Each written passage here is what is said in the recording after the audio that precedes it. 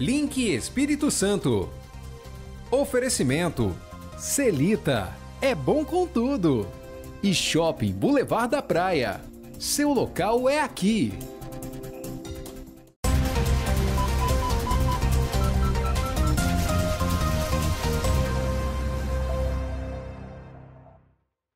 Olá, boa noite para você que nos assiste, seja muitíssimo bem-vindo. O Link Espírito Santo desta terça-feira, dia 6 de maio, está no ar. Quase diariamente, a gente fala aqui sobre casos de violência contra a mulher. Hoje, infelizmente, nós mostraremos mais um. O agressor deu chutes e socos na mulher, bem na frente da delegacia da Serra. Adriano Rodrigues Lima, de 51 anos, foi preso por ameaçar, xingar e bater com socos e chutes na própria esposa. Mais um caso de violência contra a mulher. O detalhe é que toda a agressão aconteceu no pátio da Delegacia Regional da Serra. A mulher contou para a polícia que estava sendo xingada desde bem cedo, quando o homem começou a ficar agressivo. O suspeito tinha recebido a rescisão e estava com dinheiro. De acordo com o boletim, a mulher teria aguentado quieta, pois tinha contas a pagar. Durante a tarde, resolveram sair para comprar um celular. Chamaram um carro por aplicativo e dentro dele o homem começou a ficar ainda mais agressivo. Quando o carro passava na movimentada Avenida Eudes Scherrer, o homem pediu para parar e exatamente na frente da Delegacia Regional da Serra, os xingamentos se transformaram em socos, chutes e empurrões. Ainda dentro do carro, a mulher tomou o cartão do homem, quebrou e saiu de dentro do carro, onde o agressor teria ido atrás e espancado a companheira, na frente de várias pessoas. Até que ele a pegou pelo pescoço, a jogou no chão e depois que ela se levantou, ainda foi empurrada para cima de carros que estavam parados no pátio.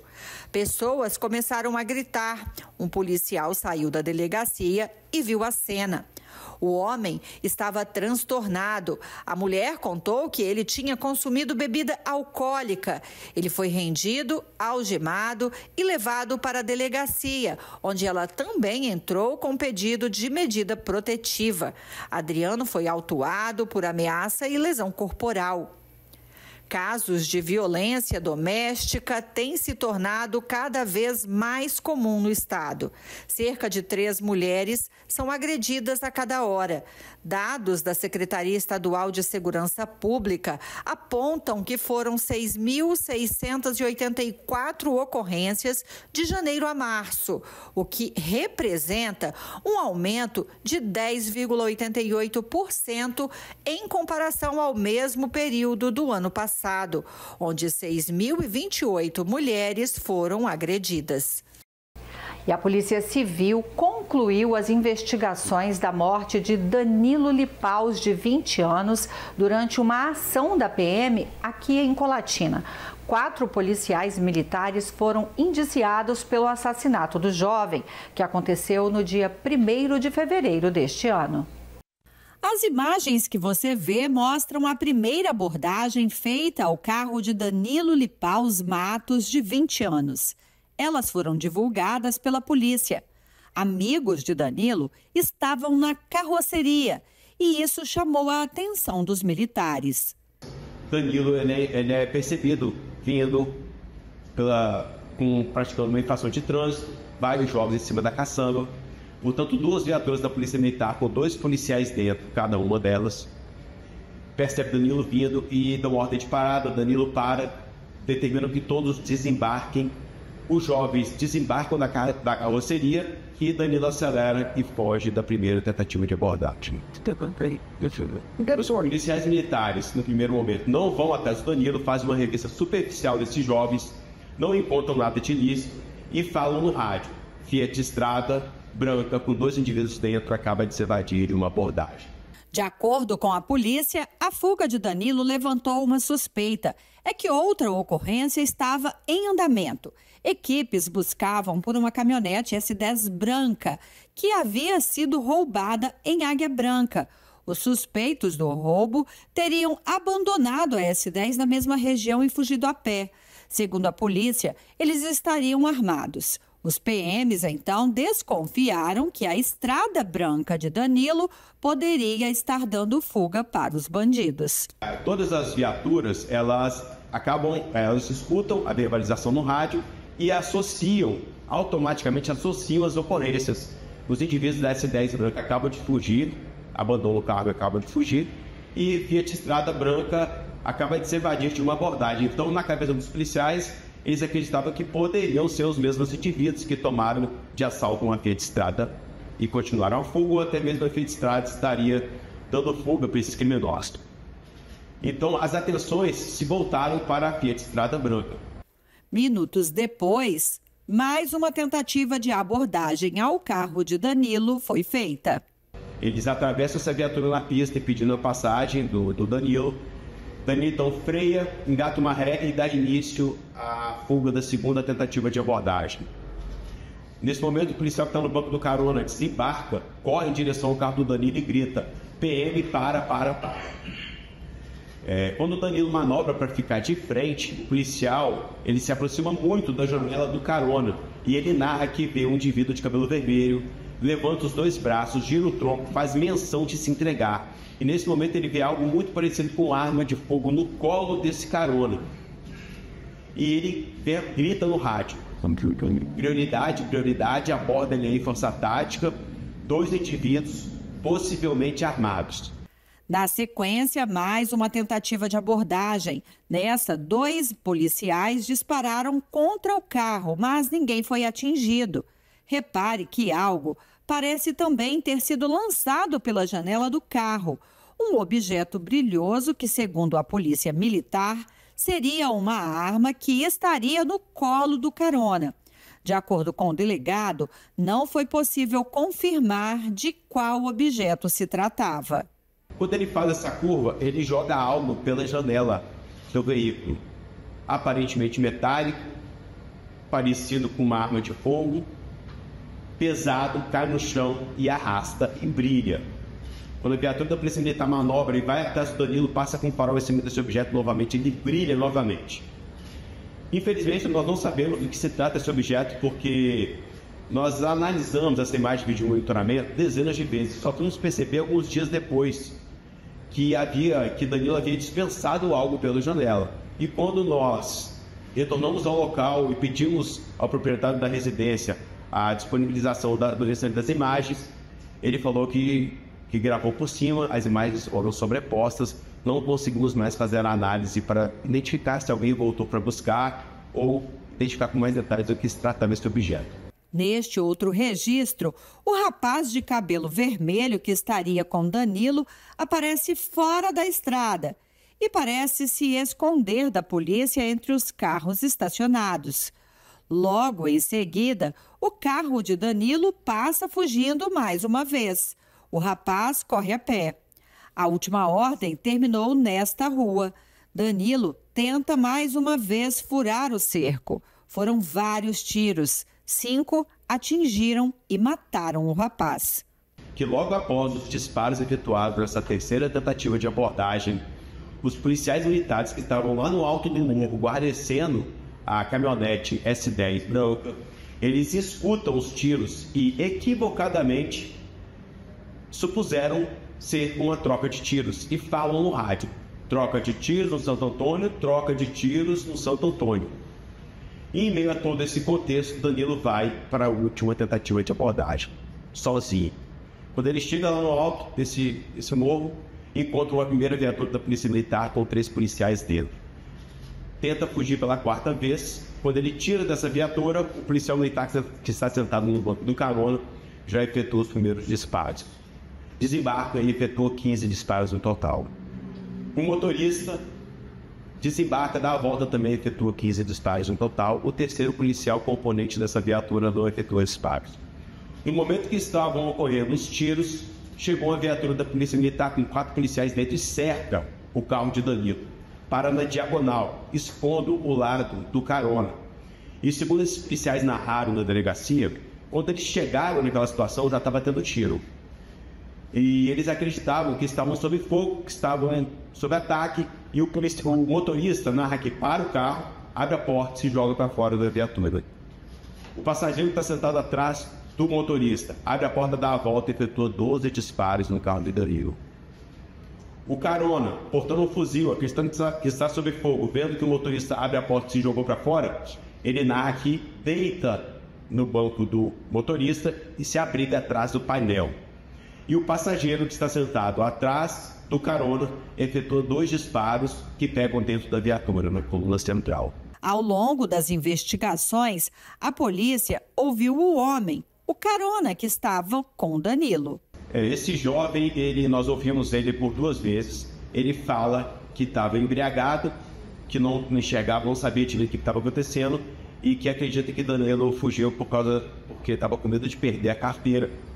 Nós perguntamos a ele, inclusive, o que era aquele objeto dispensado, jogado pela janela. Ele não soube explicar. Os PMs que realizaram a terceira abordagem foram indiciados por tentativa de assassinato. A terceira tentativa de abordagem eram 3 policiais que estavam dentro da viatura. Somente 2 policiais que efetuaram disparos. E esses policiais foram indiciados por tentativa de homicídio.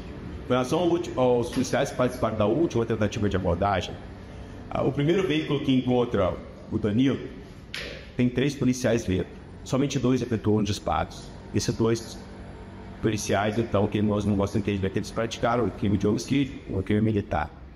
Com relação aos policiais da outra viatura que chegam, somente um policial que atira contra um veículo, o outro policial atira dentro da própria viatura. Então, nós entendemos que esse policial que atirou no veículo também praticou um crime, genocídio culposo, crime militar. No fato que gerou a morte do menino, infelizmente, nós aqui sentimos muito com isso, mas ele entendeu, em razão de todo o contexto, que eles estariam agindo em uma legítima defesa tentativa, que a gente chama de legítima defesa imaginária.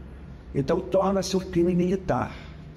Crime militar não é atribuição da Polícia Civil, então a Polícia Civil ele encaminha ao Ministério Público para que ele faça também essa análise, e se ele entender da mesma forma, ele vai encaminhar para a Polícia Militar para que ela possa proceder à apuração no campo militar. Nós continuaremos acompanhando, todos os desdobramentos aí desse caso. E uma ação rápida da Polícia Militar terminou com a prisão de um fugitivo da penitenciária semiaberta aqui de Colatina. O homem ainda estaria envolvido com o tráfico de drogas, segundo a PM. Ele até tentou escapar de novo, mas foi pego no meio da rua, bem perto do viaduto, depois de um cerco feito pela Polícia Militar. Bota a mão na cabeça, desce, dentro do chão. Tem uma coisa aí? Nada. Os militares tiveram a ajuda de um policial que estava de folga e avisou que o foragido estava circulando de moto pela região central da cidade. O suspeito preso é Natan Gomes Bianchi. Ele tinha fugido da penitenciária semiaberta de Colatina. Durante a abordagem, os policiais encontraram um celular que, segundo a PM, era usado para comandar o tráfico no bairro São Miguel, em contato direto com membros da facção conhecida como Tropa do Urso. Natan foi algemado, levado para a delegacia e segue à disposição da Justiça. Parabéns à polícia pelo trabalho. E o balanço da Operação Dia do Trabalho foi divulgado. 2 pessoas morreram em acidentes durante o feriado na Grande Vitória. O Batalhão de Trânsito intensificou a fiscalização nas rodovias e fez diversas abordagens. Motoristas também foram parar na delegacia por dirigirem bêbados. Motoristas foram parados nas blitz, tiveram que assoprar o bafômetro e alguns acabaram presos. Quase 1.000 autos de infração foram registrados. 4 motoristas deram positivo no teste do bafômetro e foram levados à delegacia. Outros 48 se recusaram a fazer o exame. O trabalho também identificou 20 motoristas sem habilitação e teve até apreensão de droga. Um homem foi preso com haxixe e responde por tráfico. Ao todo, foram 44 ocorrências de trânsito atendidas, 2 com morte, uma em Jacaraípe, na Serra, e outra na rodovia Norte-Sul, em Vitória. A operação do Dia do Trabalhador foi feita pelo Batalhão de Trânsito entre os dias 30 de abril e 4 de maio. É importante, então, a gente lembrar que bebida e direção não combinam. Agora vamos para um rápido intervalo. Em instantes, o Link Espírito Santo desta terça-feira está de volta. Continue com a gente.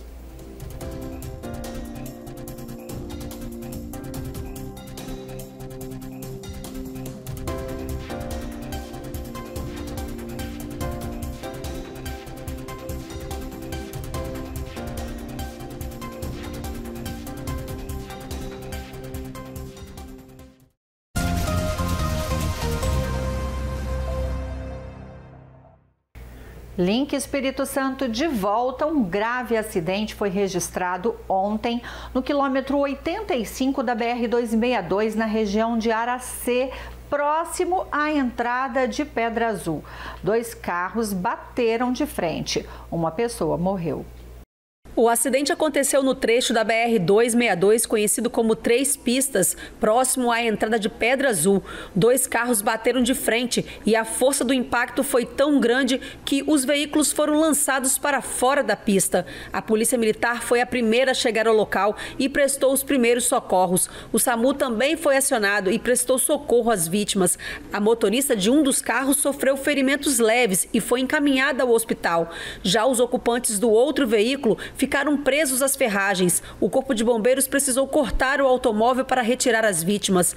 O passageiro que estava preso às ferragens não resistiu aos ferimentos e morreu no local. Já a motorista teve as 2 pernas fraturadas e foi levada ao hospital da região. De acordo com informações da Polícia Militar, essa é a 3ª vítima fatal na BR-262 em menos de 2 meses. Também teve acidente em Piúma, envolvendo 2 motocicletas, assustando inclusive e também mobilizando moradores da região ali da Rodovia do Sol, na manhã desta terça-feira. De acordo com a Polícia Militar, o acidente foi provocado por um veículo que teria colidido levemente com uma das motos, fazendo com que ela invadisse a pista contrária e atingisse a outra motocicleta que vinha no sentido oposto. O motorista do carro fugiu do local sem prestar socorro. As vítimas foram identificadas como Ronilton Pérez de Souza e Kevin Fiuza. Eles tiveram ferimentos leves e foram socorridos e encaminhados para o hospital da cidade. O caso está sob investigação.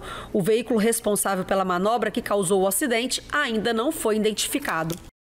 E ontem, um morador que colocava ração para aves contabilizou mais de 55 pássaros mortos no chão de uma das ruas do bairro Independência, em Cachoeiro. A suspeita é de que alguém tenha envenenado esses pássaros. Nas imagens é possível ver os pássaros caídos no chão. O caso aconteceu no bairro Independência, em Cachoeiro. E de acordo com a moradora que fez o vídeo, o seu pai tem o hábito de alimentar as aves diariamente. E na tarde de ontem, quando ele foi ao local, encontrou 3 montinhos de ração. Ele achou estranho pelo fato de não ter sido ele quem colocou. Foi quando logo depois os passarinhos começaram a cair. Eles contabilizaram 55 pássaros mortos e a suspeita é de que alguém possa ter colocado veneno na ração. Olha que pecado. E estão botando veneno. Isso é porque meu pai já tirou um monte para matar os passarinhozinhos, gente. Gente, é de chorar. E do sul, agora nós vamos para o norte do estado. 4 pessoas foram detidas, além de armas e drogas apreendidas em Soretama. As informações sobre essa operação da polícia, quem traz para a gente é Cláudio Alves. Boa noite, Cláudia, com você. Olá, Elisângela. Olá, você que nos acompanha. A operação foi realizada por equipes da Polícia Civil de Linhares e de Soretama. Entre os detidos estão adolescentes. A operação resultou na apreensão de drogas, armas, munições e a detenção de 4 suspeitos, entre eles menores de idade. O objetivo é reduzir a violência na cidade. Foi um trabalho muito bem feito pela Polícia Militar, conseguiram apreender drogas, armas e adolescentes envolvidos com crimes. Essa é mais uma operação que tem envolvimento de menores, um hábito que tem sido comum e que a polícia não tem medido esforços para combatê-los. Os adolescentes estão cada vez mais violentos e cada vez mais se envolvendo com crimes mais cedo. Porém, a Polícia Civil e a Polícia Militar têm dado respostas a esses pretensos criminosos, os que a gente está conseguindo identificá-los, prendê-los e apreender armas de fogo e drogas também. Durante o depoimento, um dos menores confessou ser o autor de um homicídio registrado em Soretama em abril deste ano. Agora, com mais esse crime na ficha, ele está à disposição da justiça. Ele confessou que realmente cometeu um homicídio, assassinou um rapaz em Soretama no mês de abril ou março, eu não me lembro qual o mês correto, mas que ele confessou esse crime e mais um motivo para poder ele ficar preso sem encaminhado ao IASES. Todos os detidos estão agora à disposição da justiça. Bom, a gente primeiro tem que encaminhar o procedimento ao Poder Judiciário e ao Ministério Público, e aí a Justiça decide se mantém a internação dos adolescentes ou não. A gente está aguardando a decisão judicial, espero que seja para internação, para encaminhá-los para o IASES. E um homem suspeito de um homicídio em março deste ano foi preso pela polícia em Linhares na tarde desta segunda-feira. O homem de 26 anos é suspeito de matar Anderson Rodrigues Ferreira, de 27 anos, no dia 15 de março, no bairro Araçá. Segundo as investigações, o crime teria sido motivado por desentendimentos antigos ligados ao tráfico de drogas. A vítima chegou a ser socorrida, mas não resistiu aos ferimentos. O suspeito, identificado como Ramon Pereira de Oliveira, foi localizado em uma casa onde se escondia no bairro Aviso. Ele prestou depoimento na 16ª Regional e, após, foi encaminhado à Penitenciária Regional de Linhares. E segue foragido o homem suspeito de matar o próprio genro com um golpe de faca no interior de Linhares durante o final de semana. Pablo Pereira de Souza, de 27 anos, foi assassinado em Linhares durante o final de semana. A vítima foi atingida por um golpe de faca na região do pescoço após uma discussão com a companheira. Bom, tem um caso familiar, né, que aconteceu na região de Brejo Grande, região rural aqui de Linhares, uma confusão familiar que acabou gerando uma facada que atingiu o pescoço da vítima e ele veio a óbito. Tentaram socorrer ainda, mas quando chegou no hospital já estava em estado já havia morrido. Após o crime, o sogro ainda levou Pablo até o Hospital Geral de Linhares e fugiu em seguida. Os médicos, no entanto, constataram que o rapaz já chegou ao local sem vida. A polícia agora segue à procura do suspeito. Foi ouvida uma testemunha, mas nós vamos ouvir todas as pessoas que estavam na casa, todas as pessoas que tiveram conhecimento do que aconteceu e ouvir também o indiciado, a pessoa suspeita, para saber qual é a motivação desse crime. Ainda muito abalados com o crime, familiares de Pablo não quiseram comentar o desfecho trágico desta confusão em família. E a Guarda Civil Municipal de Linhares apreendeu uma motocicleta com registro de furto. Foi próximo à rodoviária da cidade. O veículo havia sido estacionado de forma irregular e, ao fazer a abordagem, os agentes descobriram que a moto tinha um registro de furto ou roubo. Bom, ninguém do local quis assumir ser o dono da motocicleta, mas um homem de 44 anos se aproximou e, durante a ocorrência, a Guarda Civil Municipal acabou o abordando e com ele foram encontradas as chaves da motocicleta. O veículo e o suspeito foram encaminhados para a Delegacia Regional de Linhares. E acontece em Linhares no próximo sábado, o dia D de vacinação contra a gripe. Será no Complexo de Esporte e Lazer do bairro Interlagos, de 8 da manhã a 1h da tarde. A vacinação contra a influenza em Linhares começou no dia 28 de março, atendendo ao grupo prioritário. A meta do município é vacinar 90% do público-alvo, composto por pelo menos 43 mil pessoas. Agora, essa meta está bem longe de ser atingida. Por hoje é só, eu volto no link de amanhã. Muito obrigada, Cláudio. Boa noite e até amanhã. Falando em amanhã, na quarta-feira, a umidade trazida pelos ventos costeiros provoca chuva na madrugada, também pela manhã e à noite, na Grande Vitória e no Nordeste Capixaba, com tendência de tempo aberto nos demais períodos. Nas demais regiões, o tempo permanece com poucas nuvens e sem expectativa de chuva. Na Grande Vitória, mínima de 19 com máxima de 30 graus. Região Sul, mínima de 14 com máxima de 30 graus também. Na região serrana, temperatura mínima de 14 com máxima de 30. Na região Norte, a mínima será de 20 com máxima de 31 graus. Aqui no Noroeste, temperatura mínima de 17 com máxima de 30 graus. Continue com a gente, o Link Espírito Santo vai para um rápido intervalo e volta já.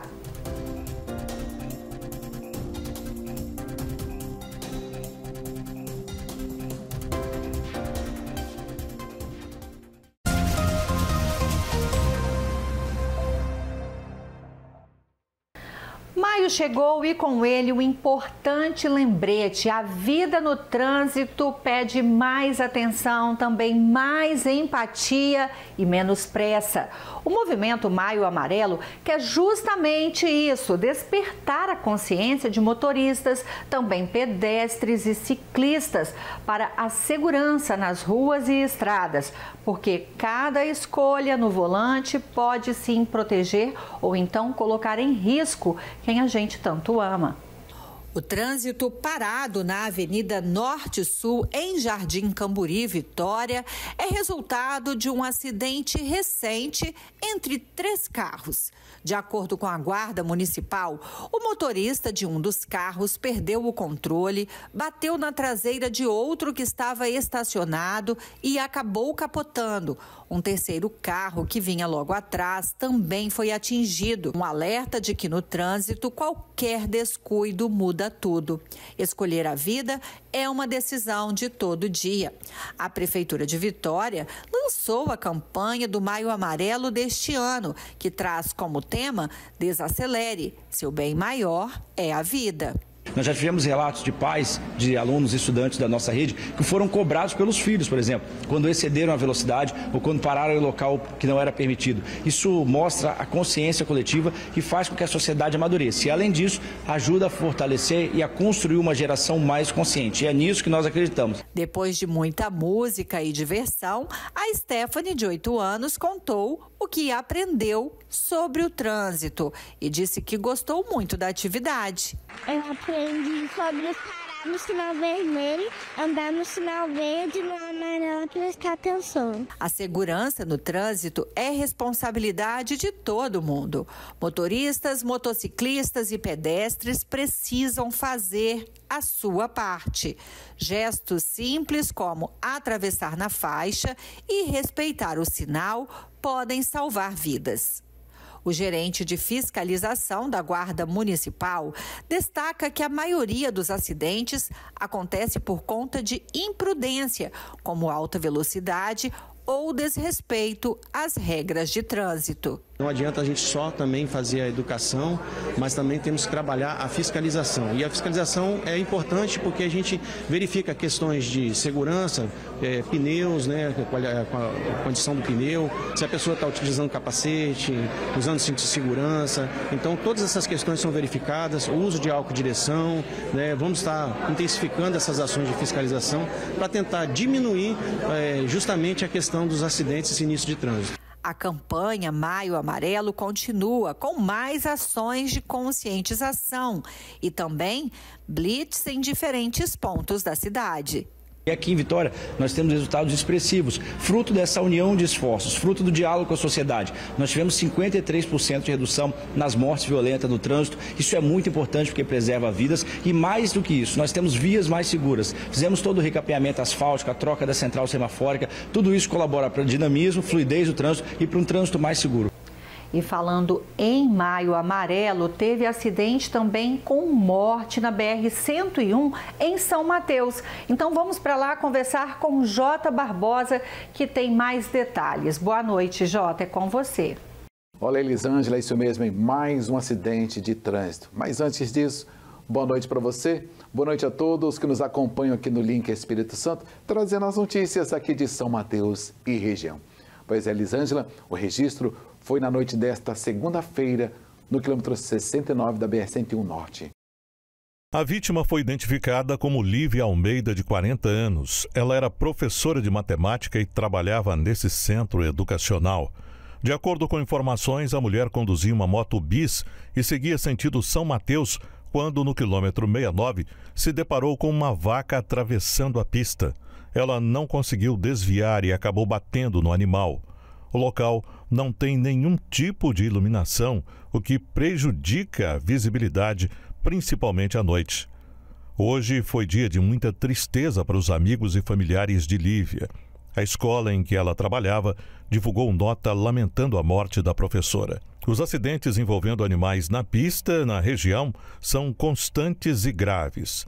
Na rodovia Tovarino Duarte Santos, que liga São Mateus a Guriri, e em outras rodovias que cortam a região norte e noroeste.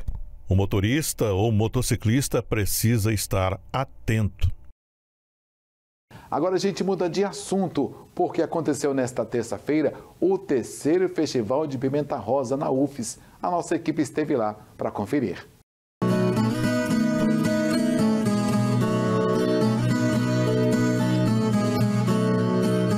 Quem vê essas imagens aéreas não tem a noção da riqueza cultivada.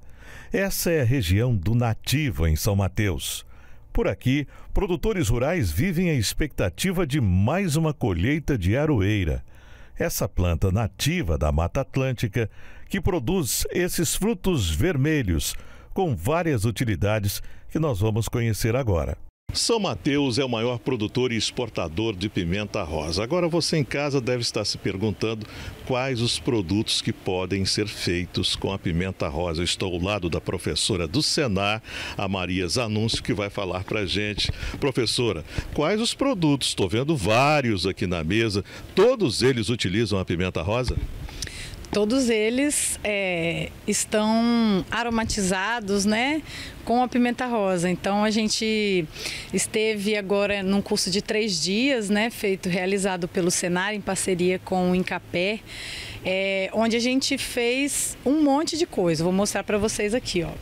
A gente tem aqui um antepasto de mangará, uma conserva de mangará, que para quem não sabe é um umbigo de banana, a gente aromatizou com a pimenta rosa, né? Aqui nós temos 2 geleias também, temos geleia de abacaxi com pimentas, onde a gente fez aquela tradicional geleinha de churrasco e adicionamos também a pimenta rosa e outras pimentas. Temos geleia de manga, também aromatizada com a pimenta rosa. Fizemos um molho de pimentas também, com várias pimentas, adicionamos a pimenta rosa também na composição. O molho está maravilhoso. Aqui a gente tem um biscoitinho amanteigado, que geralmente é um biscoitinho que se utiliza assim, orégano, alho, e a gente colocou a pimenta rosa e ela está brilhando nesse biscoitinho aqui. Temos também um sanduichinho, que ele também está aromatizado com a pimenta rosa, né? O pão é feito com a pimenta rosa e fizemos uma pastinha de queijo com pimenta rosa também. Aqui a gente tem uma focaccia. Focaccia é aquele pãozinho italiano com bastante azeite. Nós fizemos um azeite aromatizado com a pimenta rosa e esse azeite aromatizado com a pimenta rosa a gente adicionou na focaccia com nozes, tá? Uma focaccia maravilhosa. Aqui a gente tem um bolo também de pimenta rosa, onde a gente colocou uma ganache e logo mais eu vou finalizar aqui com um confeito e é um bolinho também aromatizado com pimenta rosa. Aqui tem um produto que eu amo, que é justamente o beijinho com a pimenta rosa, né? Onde a gente coloca ali, ao invés do cravinho, né? A gente coloca a pimenta rosa e fica muito charmoso. Temos também o brigadeiro aromatizado com pimenta rosa. Tudo isso foi feito por aprendizes. Então, ao mesmo tempo que a gente estava ensinando, a gente também estava produzindo. Então, todo mundo aprendendo a modelar, todo mundo aprendendo a fazer e aromatizar e utilizar a pimenta rosa em vários produtos.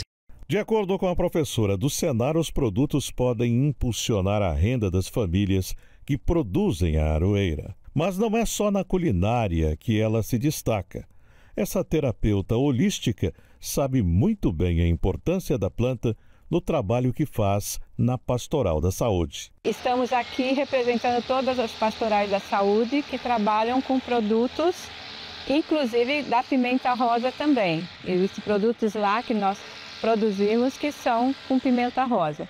E aqui eu trouxe umas atividades que a gente também tem várias pastorais, né, na região de Vitória, Vila Velha, também no interior, que é a bioenergética, e que também é a auriculoterapia, que é com as sementinhas, os trabalhos na orelha, e também o cone hindu, que é esse material para limpeza de ouvido e terapia corporal, que não é muito conhecido. Nós temos esse trabalho todo sempre na Pastoral da Saúde, além da fabricação de xaropes, além de fabricação dos extratos, que são para diversas doenças, tratamentos.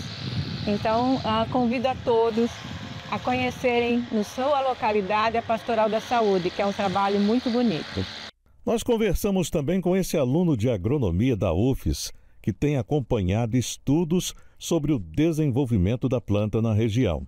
O São Mateus cresceu exponencialmente nos últimos tempos na produção de pimenta rosa, principalmente na parte do nativo, onde todo esse processo, todo o programa foi desenvolvido. O motivo principal foi principalmente nessa região que motivou todos esses produtores por ser a principal fonte de renda deles e pelo grande avanço da cultura nessa região.